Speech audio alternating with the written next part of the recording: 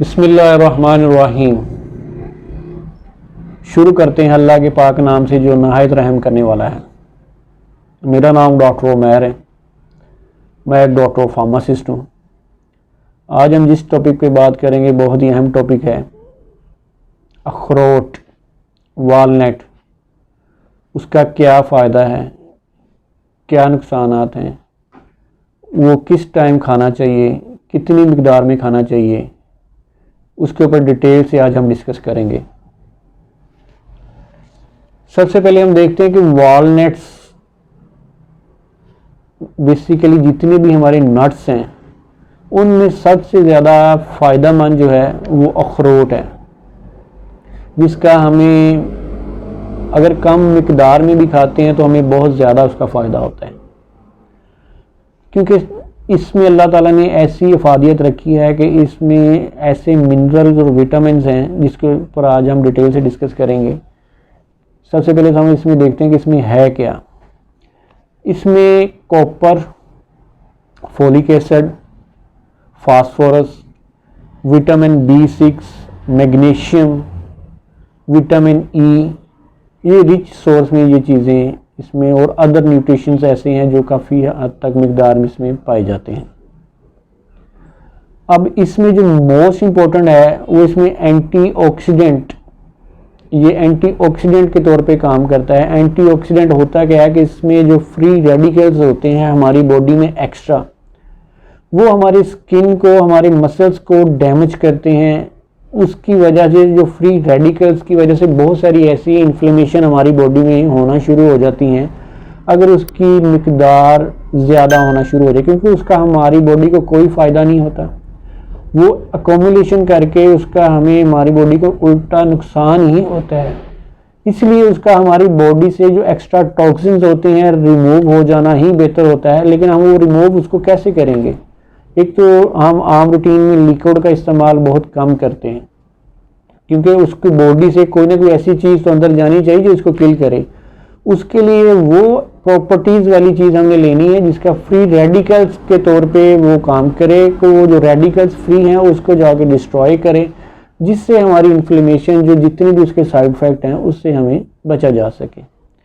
Most important इसमें क्या होता है, इसमें विटामिन E जो एक्टिव फॉर्म में होता है, वो मेलेटोनिन एक एक्टिव उसमें कंपाउंड है जो इसमें हमारी काफ़ी हद तक हेल्प आउट करता है कि उसमें जो विटामिन की कमी को पूरा करने के लिए। और इसमें रिच सोर्स में जो है ओमेगा 3 फैटी एसिड्स पाया जाता है।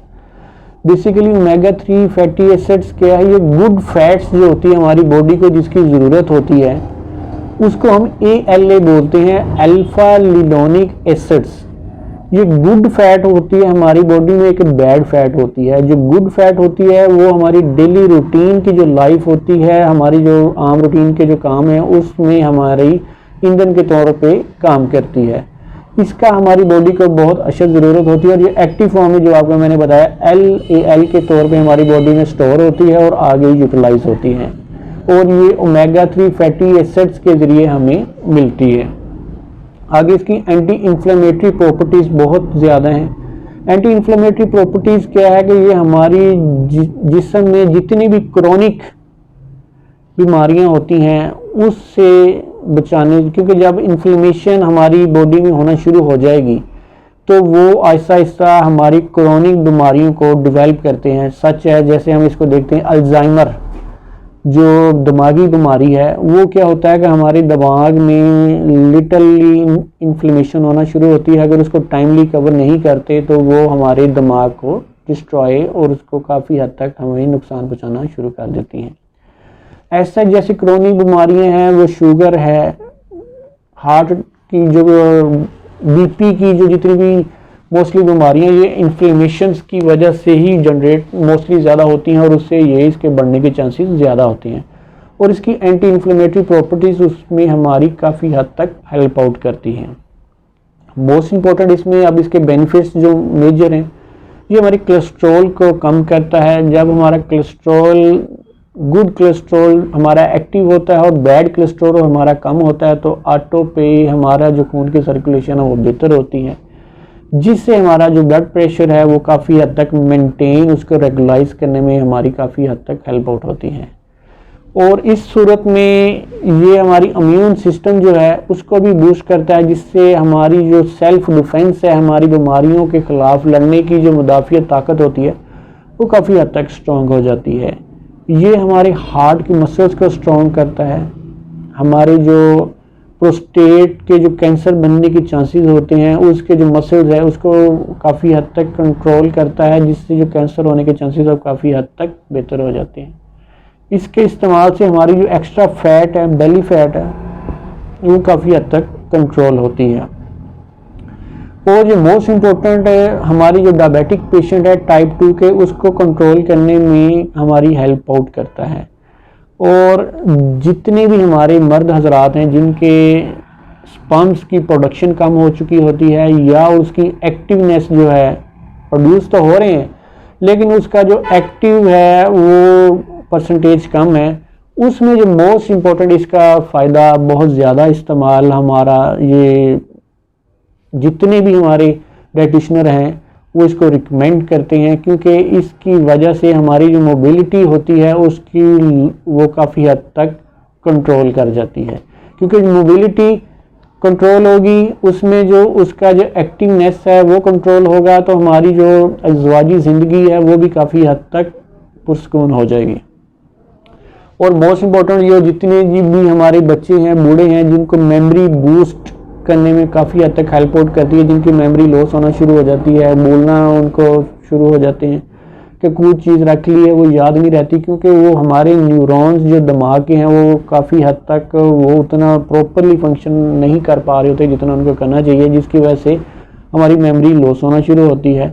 क्योंकि अब ये दिमाग, जैसे हम देखा जाए कि ये अखरोट एक दिमाग की शक्ल है और ये मोस्ट इम्पोर्टेंट दिमाग के लिए ही ये बेनिफिशियल है कि ये दिमाग के जितने भी न्यूट्रिशंस हैं उसको पूरा करता है और उसकी वीकनेस को काफ़ी हद तक ये कवर करता है।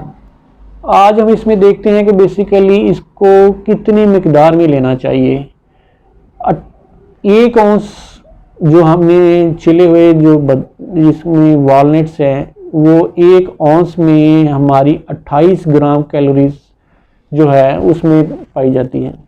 अब जो 1 औंस में उसमें कितनी आगे कैलोरीज डिवाइड होती हैं उसके ऊपर मैं थोड़ा सा आपको डिटेल में बताता हूँ कि 1 औंस जो है उसके अंदर 28 ग्राम इसकी गिरी आ जाती है और 28 ग्राम में 185 कैलोरीज हमारी इसमें मिलती है। प्रोटीन्स हैं, इसमें कार्बोहाइड्रेट्स जो हैं 3.9 कार्बोहाइड्रेट्स इसमें हमें मिलते हैं। शुगर जो है 0.7 ग्राम मिलती है। फाइबर इसमें रिच सोर्स में पाया जाता है, 1.8 ग्राम इसमें हमें मिलता है। फैट इसमें हमारी 18.5 ग्राम, वो हमारी 1 औंस में इतनी सारी चीज़ें हमारी जो इसमें रिच सोर्स में पाई जाती हैं, वो ये मेन डिटेल इसके ऊपर है। अब इसका हमने इस्तेमाल कैसे करना है, कोशिश करें आप इसको रात को दूध के साथ चाहे इसका आप ग्राइंड कर लें, आप इसका ग्राइंड पाउडर बना लें। पाउडर इसको आप ऐसी जार में बंद करेंगे जो एयर टाइट हो, उसको ग्राइंड करके आपने दूध में 2 चम्मच आप डाल के उसको दूध में आप उसके साथ लेना चाहते हैं वैसे ले लें, या आप उसको बगैर ग्राइंड किए लेना चाहते हैं तो आप रात को 1 गिलास दूध के साथ लें। इंशाल्लाह इससे आपका काफ़ी हद तक जो मसला है वो कंट्रोल हो जाएगा। इसमें मोस्ट इम्पोर्टेंट ये है, आपने इसका साइड इफ़ेक्ट ये है कि आपने ज़्यादा मिकदार में नहीं लेने, क्योंकि ज़्यादा मिकदार में लेने से ये हमारा जो स्टमक है वो डिस्टर्ब होता है, जिससे हमारी स्टमक में एसिडिटी बढ़ती है और हीट लेवल ज़्यादा होता है। इसलिए हमने कोशिश ये करना है कि इसका मोतदल जो आपको मैंने मिकदार बताई है, आपने इसका 1 औंस से ज़्यादा आपने इस्तेमाल नहीं करना, दूध के साथ आपने इस्तेमाल करना है। इंशाल्लाह इससे आपको काफ़ी हद तक फ़ायदा होगा। उम्मीद करता हूँ ये डिटेल से वीडियो आपको अच्छी लगी होगी। अगर कोई क्वेश्चन करना चाहते हैं तो मुझे कमेंट सेक्शन में जाके लाजमी मेंशन करें, और जितने भी जो भाई हज़रात क्वेश्चन कर रहे हैं उसके ऊपर मैं संडे की संडे इसके ऊपर वीडियो बनाऊंगा। जो आप कमेंट सेक्शन में आगे क्वेश्चन करते हैं, कोशिश करूंगा कि हर बंदे का उसमें एक संडे को डिटेल से वीडियो बना के आपके जितने भी क्वेश्चन है उसका आंसर मैं दे सकूं।